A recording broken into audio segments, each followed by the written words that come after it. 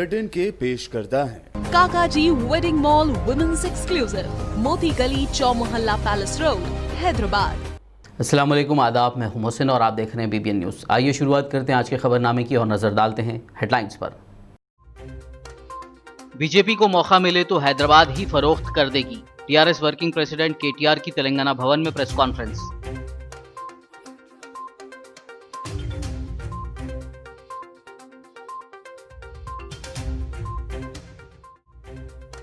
छह सालों के दौरान PM मोदी पर 12 करोड़ नौकरियां ना देने का है इल्जाम, तो क्या उनके खिलाफ भी जारी की जानी चाहिए चार्जशीट? KTR ने किया सवाल।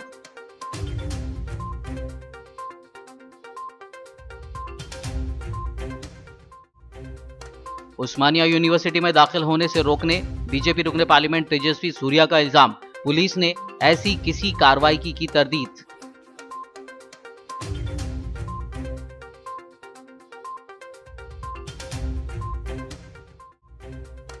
तेलंगाना कांग्रेस ने GHMC इंतखाबात के लिए जारी किया मैनिफेस्टो, सैलाब मुतासरीन को 50,000 मुआवजे के अलावा किए कई वादे।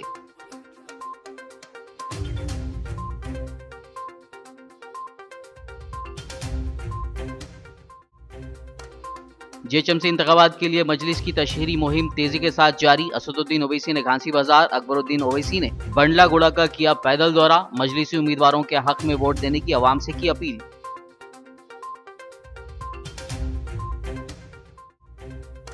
जराइम के मुतासरीन को मुआवजे की अदायगी में हैदराबाद पुलिस आगे। पुलिस कमिश्नर अंजनी कुमार ने ट्विटर पर जारी किया वीडियो।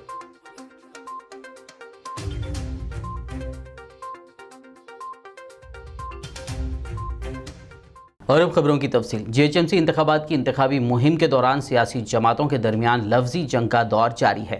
तेलंगाना के वजीर बल्दी नज़्म नक्श के तारक रामाराव ने कहा है कि भारतीय जनता पार्टी मुल्क को ही फरोख्त करने की कोशिश कर रही है। अगर उसे मौका मिला तो वह हैदराबाद को भी फरोख्त कर देगी। तेलंगाना में हुक्मरान जमात TRS के वर्किंग प्रेसिडेंट KTR ने आज पार्टी हेडक्वार्टर्स तेलंगाना भवन में मीडिया से बात करते हुए कहा कि सब ही जानते हैं कि बीजेपी को मुसलमानों से कितनी नफरत है। क्या ये बीजेपी नहीं है जिसने लोअर सिलेरू प्रोजेक्ट को AP में जम कर दिया?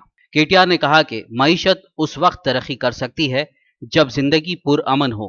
TRS हुकूमत ने अवाम के तहफ़्फ़ुज़ को अव्वलीन तरजीह दी है, इसीलिए हमने तमाम के तहफ़्फ़ुज़ के लिए काम किया है। बीजेपी की जानिब से TRS के खिलाफ जारी की गई चार्जशीट पर रद्द-ए-अमल जाहिर करते हुए वजीर KTR ने सवाल किया कि जुआ का क्लब बंद करने पर हमारे खिलाफ चार्जशीट दाखिल की गई। उन्होंने कहा कि नोटबंदी और GST के जरिए लाखों छोटे ताजिरों को सड़कों पर लाया गया। क्या इस पर बीजेपी के खिलाफ चार्जशीट दायर करना चाहिए? किसानों को ज़राई पंप सेट पर मीटर लगाने का दबाव डाला गया। क्या इसके लिए बीजेपी के खिलाफ चार्जशीट दाखिल नहीं करनी चाहिए?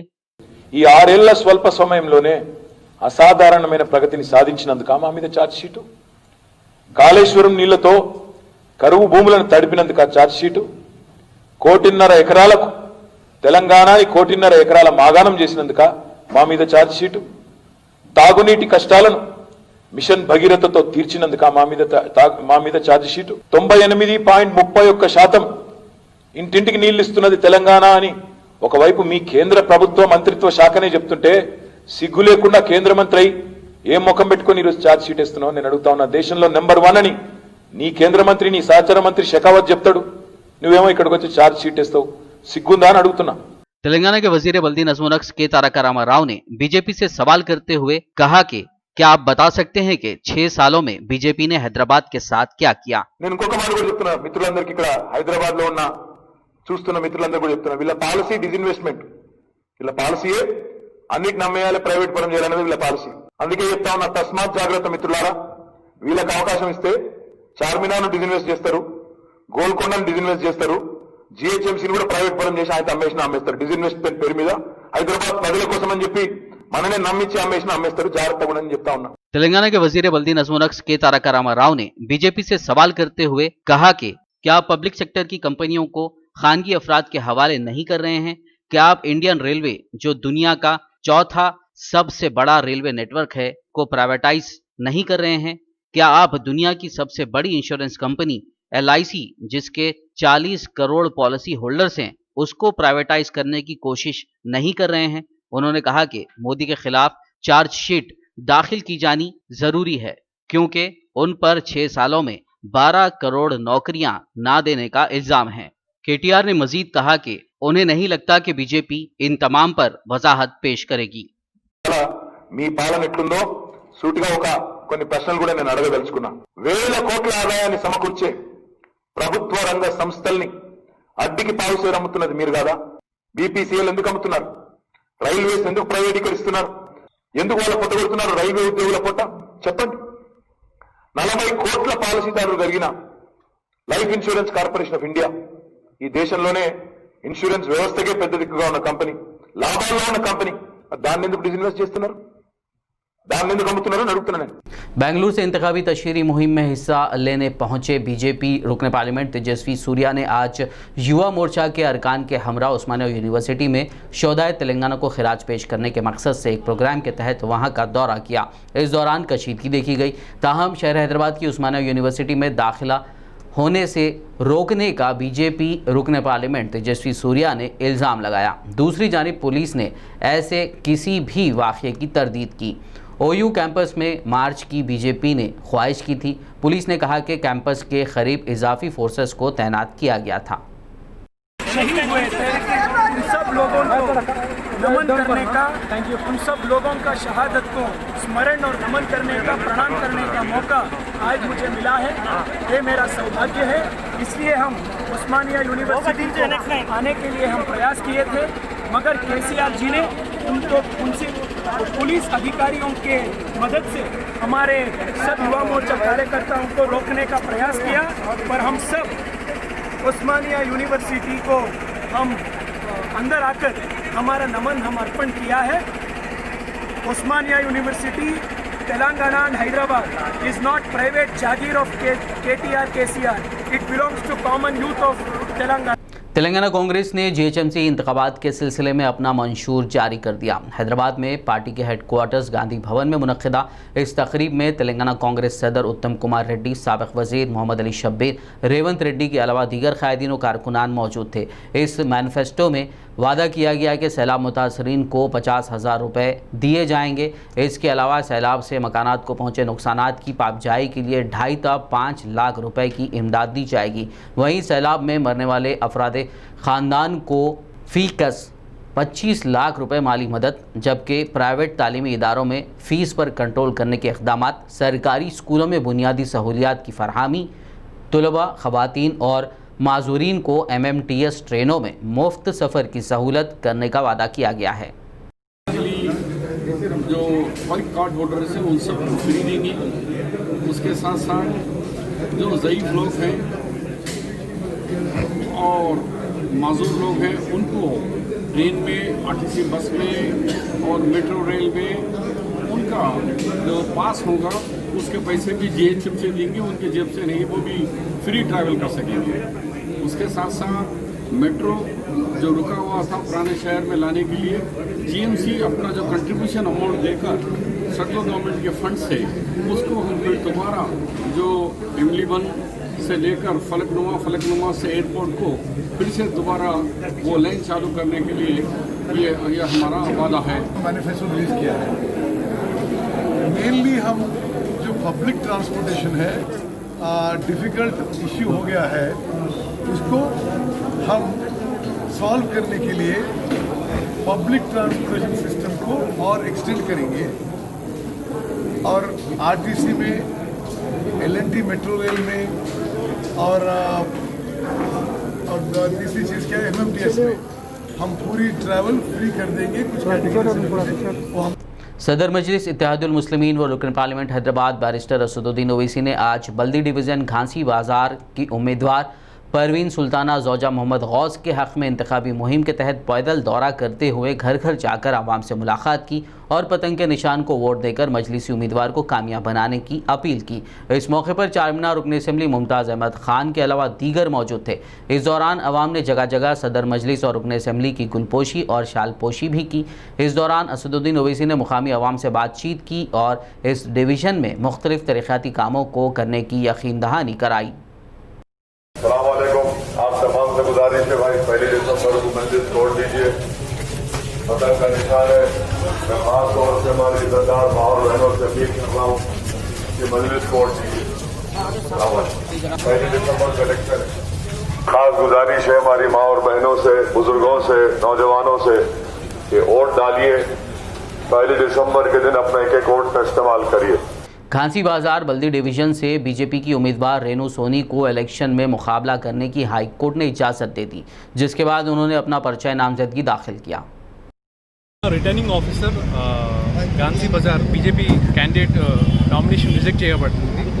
ఇవాళ హైకోర్టులో హౌస్ మోషన్ మూవ్ చేసి వాళ్ళ ఆర్డర్ని సస్పెండ్ చేసింది on the ground that proper opportunity ఇవ్వలేదు, రీజనింగ్ ఆర్డర్ లేదని హైకోర్టు సస్పెండ్ చేసి క్యాండిడేట్ని ఎలక్షన్లో కంటెస్ట్ చేసే ఆపర్చునిటీ ఇచ్చింది హైకోర్టు ఇవాళ. BJP candidate from Gandhi Bazaar ward number 49 అండి. ఇవాళ ఆర్డర్ హౌస్ మోషన్ మూవ్ చేశాక మా ఫేవర్లో ఇంట్రీమ్ ఆర్డర్ ఇచ్చింది. मैं पार्टी का धन्यवाद करती हूं कि उन्होंने मुझ पर विश्वास दिलाकर दोबारा फिर से मुझे टिकट दिया। मैं उनके विश्वास पर खरी उतरूंगी और फिर से हम लोग घांसी बाजार में अपना परचम फहराकर जब जनता की ऐसे ही सेवा करते रहेंगे। घांसी बाजार डिवीजन से बीजेपी की उम्मीदवार रेणु सोनी को अदालत से इजाज़त क्यों लेनी पड़ी, इस पर सदर मजलिस असदुद्दीन ओवैसी ने अपने खिताब के दौरान तबसरा किया। यहाँ पर जो बीजेपी के कैंडिडेट हैं, मैं उन मोहतरमा से, मैडम से पूछना चाह रहा हूं कि 5 साल में आप ऐसे 20 काम डेवलपमेंट के दिखाओ जो आपने किए। 5 साल में जो डेवलपमेंट के 20 काम आपने किए वो दिखाओ।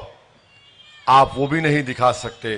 मैं आपको आपके 100 काम दिखाऊंगा जो आपने जुल्म किया। यहां पर एक एक फेरिस्त मेरे पास है और आप अंदाजा लगाइए कि इलेक्शन लड़ने की हिरस इतनी है, इतनी हिरस है। ये सीट बैकवर्ड क्लास के लिए रिजर्व्ड है और बीजेपी की कैंडिडेट बैकवर्ड क्लास में आते नहीं, झूठ बोलकर, धोखा देकर ये बीसीई का सर्टिफिकेट निकाले और बहादुरपुरा मंडल के तहसीलदार का लेटर है कि इनको इसलिए सर्टिफिकेट नहीं दिया गया क्योंकि ये यहां की इनकी पैदाइश नहीं है और ये जो जबान बोलते हैं उस बुनियाद पर इनको बीसीई का सर्टिफिकेट नहीं दिया जा सकता, नहीं दिया। मगर इन्होंने झूठा बीसीई सर्टिफिकेट बनाकर तमाम तेलंगाना और हैदराबाद के बैकवर्ड क्लास के तमाम तबकों को धोखा देकर उनका हक मारकर बीजेपी की कैंडिडेट इलेक्शन लड़ रही है। मैं तमाम बैकवर्ड क्लास के हमारे भाई और बहनों से अपील करूंगा कि देखो कैसा आपके हक मारकर जो जबान भी नहीं बोल सकता उसको टिकट दिया गया है। और यहां पर बीजेपी की जो कैंडिडेट हैं, इलेक्शन तो कोई भी लड़ सकता है, मगर ये अजीब और गरीब कैंडिडेट है जिसने अपने एक बेटे की पैदाइश का जिक्र ही नहीं किया बर्थ सर्टिफिकेट। यानी कहा कि खाली 2 बच्चे हैं। अरे मैडम, आपको बेटा भी हुआ था ना मोगलपुरे के दवाखाने में, कम से कम उसका तो नाम ले लेते। नहीं, मेरे को खाली 2 ही पैदा हुए हैं। वो जो तीसरा किसका है फिर? नहीं, उनका ही है, मगर उन्होंने नाम नहीं लिए। हिरस है, हिरस इलेक्शन लड़ने की।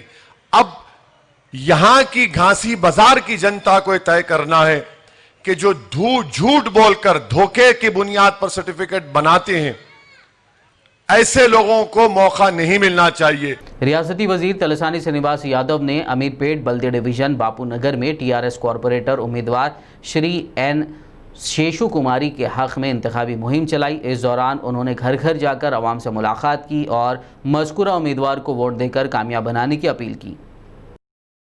तो ज़्यादा बात नहीं करता, काम क्या है देखा तो मैं आप लोग जानते। तो 2 दिन का भी मैं बोल दूँ, 2014 में फर्स्ट टाइम मैं यहाँ से एमएलए डायरी जब मैं बापू नगर में पाद यात्रा करे तो क्या हालत है आप लोग जानते। ये गली में आना बोला तो कितना मुश्किल था आप लोग जानते। एक तरफ वाटर का पाइपलाइन बराबर नहीं है, ड्रेनेज नहीं है, रोड भी बराबर नहीं था आप लोग जानते, लाइट भी बराबर नहीं था। मगर 5 साल में 70 साल में कोई भी नहीं कर सकते, अपन करके दिखाए।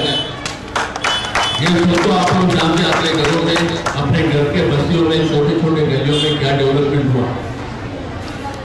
तो मैं ये कमिटी को डाल दूं, हमारे हरि सिंह, राकेश, ललिता चौहान और बस्ती के जो यूथ है, बड़े लोग हैं, महिला लोग हैं, सबको मिला के 15 लोगों से कमिटी बन के है। मजलिसी फ्लोर लीडर व चंद्रायनगुट्टा रुकन असेंबली अकबरुद्दीन ओवैसी ने हाशिमाबाद, बंदलागुड़ा, इस्माइल नगर, जहांगीराबाद और दीगर इलाकों का पैदल दौरा करते हुए मजलिसी उम्मीदवार अब्दुल वहाब के हक में वोट देने की आवाम से अपील की। इस वसी दौरे के मौके पर हफीज़ पटेल और मजलिसी मुकामी कायदीन और कारकुनान की कसीर तादाद मौजूद थी।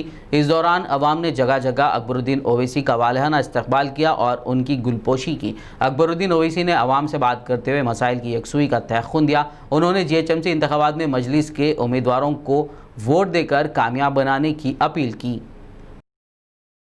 ममनून मशकूर, लेकिन सबसे ज्यादा अहम काम पहली तारीख को है। उम्मीद करता हूं कि आप तमाम इसी जोश के साथ, इसी जज्बे के साथ पहली तारीख को अलग सुबह अपने वोट के जरिए मजलिस इत्तेहाद मुस्लिमीन को गैर मामूली कामयाबी दिलवाएंगे। और मैं आप तमाम को ये भी कहूँगा कि मजलिस इत्तेहाद मुस्लिमीन की जानिब से काम होते रहे हैं और आगे भी होना है। एक वक्त ये ऐसा भी था कि ये इन इलाकों में जहाँ पे इतनी इमारतें दिखती हैं, यहाँ पे सिर्फ चट्टान, पत्थर, झाड़, सांप, बिच्छू और लाइट का एक गोला भी नजर नहीं आता था। लेकिन आज अल्हम्दुलिल्लाह अल्लाह के फजल करम से, नबी करीम सल्लल्लाहु अलैहि वसल्लम का सदका, औलिया अल्लाह की दुआएं कि कुली कुतुब शाह के बनाए हुए इस शहर में जब इसकी बुनियाद रखी तो कुली कुतुब शाह ने कहा कि अरे अल्लाह, तू मेरे शहर को ऐसा आबाद कर, इतना आबाद कर जैसे कि पानी में मछलियां होती हैं। और आज वो उसी तरीके से शहर बढ़ता जा रहा है, बसता जा रहा है और मजलिस इत्तेहाद मुस्लिमीन काम करा रही है। बहुत से काम हुए हैं, बहुत सारे काम होना बाकी है।